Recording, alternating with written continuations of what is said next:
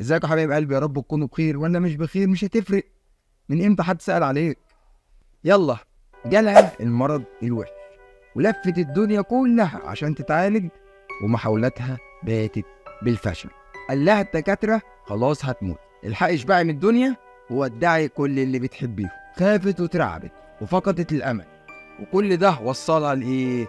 كل ده وصل بطلة حلقتنا النهارده للي انت هتسمعه. بس قبل ما نبدأ ما تنساش لو عجبتك الحلقة شيرها واعمل لها لايك وسيب لنا تعليق جميل شبهك، ولو انت على اليوتيوب ما تنساش تعمل سبسكرايب وتفعل زر الجرس. الفتاة المتجمدة بطلة قصتنا النهارده عندها 14 سنة ومن بريطانيا، وكان جالها مرض السرطان، وكانت حالتها كل يوم بتسوء اكتر واكتر، وتقريبا ما كانتش بتروح من المستشفى. فقررت قرار ممكن يكون اغرب قرار يجي في دماغها. قالت لامها انا كده كده ميت والموت لا مفر منه.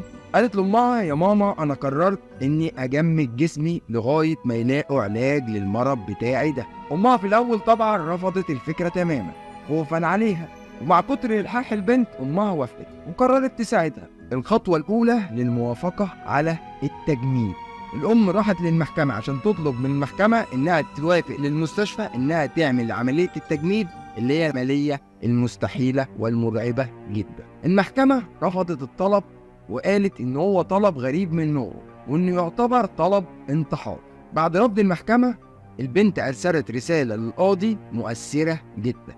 قالت له ايه؟ انا ابنتك ذات 14 من عمر، جاء لي مرض خطير جدا يصعب على الأطباء علاجه الآن، وأنا أخاف الموت صغيرا وأريد فرصة ثانية للحياة عند اكتشاف علاج لحالتي، ولو على الموت فأنا كده كده ميت. أرجو منك الموافقة لتجديد ابنتك لحين إيجاد العلاج. بعد الرسالة المؤثرة ديت وافقت المحكمة بس بشروط. الخطوة الثانية طريقة التجميد. المحكمة وافقت أن يكون التجميد تحت إشراف أكبر مستشفى في بريطانيا، وبالفعل بدأت الأطباء في تنفيذ المهمة الشبه مستحيلة. 1. إيقاف الجهاز الهضمي وتعويضه بمحاليل لمدة أسبوع.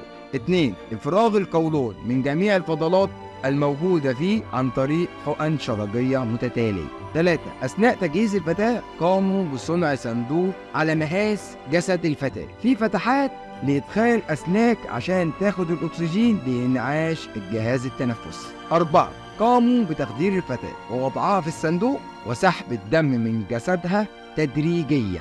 5. غلق الصندوق النيتروجيني بعد نجاح عملية التجميد. 5 خطوات من رأيي هي الأصعب في تاريخ الطب البشري. قالوا الأطباء للدولة إن المدة المحددة من 20 ل 50 سنة لاكتشاف العلاج للفتاة. أول فكرة التانية تغذية جسم الفتاة بعلاج يقضي على الفيروس واحدة واحدة لغاية ما ينتهي من جسده.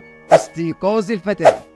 وبعد 11 سنة من تجميد الفتاة صحيت المستشفى كلها على صوت تنبيهات خارج من غرفة البنت، وده يدل على إيه؟ على إن في حركة غامضة وغريبة داخل الصندوق. اتجه كل اللي في المستشفى على حجرة البنت بحذر وخوف من المساءلة القانونية، ولما وصل عدد كبير من الدكاترة للمستشفى لقوا لسه في حركة وتنبيهات من الصندوق. وده عرفوه ازاي؟ عن طريق عدسة كانوا حاطينها جوه الصندوق بتمكنهم من رؤية المركب الكيميائي اللي بيحل مكان الدم داخل جسد البنت، وده خلاهم ان يعرفوا ان في بعض الخلايا العصبية بدأت تستجيب، وده معناه ان الخلايا خالية تماما من الفيروسات. وبعد نظرات كتير لبعض وعلى وشهم اعلى درجات الذهول وفرحتهم ان ممكن التجربة يتكتب ليها النجاح من عند الله على ايدهم هم. الخطوة الثالثة استيقاظ الفتاة وفك التجميد. قرر مدير المستشفى أخذ عينة من المركب الكيميائي عشان يشوف نسبة الفيروسات فيه. جه الدكتور المختص وسحب عينة عن طريق أنابيب الضغط الموجودة جوه الصندوق وأرسلها للمعمل اللي اشتغل عليها بعناية شديدة، وبعد سلسلة من الفحوصات اتأكد إن المركب الكيميائي خالي تماما من الفيروسات. راحت المستشفى ومعاها الأم للمحكمة لأخذ إذن فك تجميد الفتاة وإرجاع الدم للجسد تدريجيا وإزالة المركب الكيميائي تاني. وده كله بعد إيه؟ بعد موافقة كتابية من انت. خطوات فك التجميد. 1. بدأت المستشفى لضخ الدم لجسد البنت تاني، والعملية دي خدت 3 شهور، وده طبقا للخطة الطبية لتغيير طبيعة الخلايا لتعمل بالدم الذي يتخلله الأكسجين عن طريق الأنابيب الموضوعة في الصندوق. وبعد إتمام العملية بنجاح، 2 خرجوا البنت من الصندوق ووضعوها في العناية المركزة، وعملوا ليها صدمات كهربائية عشان الجهاز العصبي ينشط تاني وترجع للوعي من تاني. وأخيرا استجابت البنت للعلاج بعد 3 أسابيع، وبدأت إيديها ورجليها يتحركوا بس ببطء شديد. وبعد شوية استجابت باقي حواس الفتاة. 3. كان لازم الأطباء يطمنوا على باقي أجهزة الجسم، فبدأ الأطباء يطمنوا على باقي أجزاء الجسم مثل الجهاز التناسلي والرحم اللي ما حصلوش أي تغيير خالص في خلال ال 11 سنة اللي تم تجميد البنت فيهم. وأكد الأطباء على سلامة الجهاز التناسلي والرحم، وإن البنت تقدر تحمل في أي وقت بدون أي مشاكل. خروج الفتاة من المستشفى.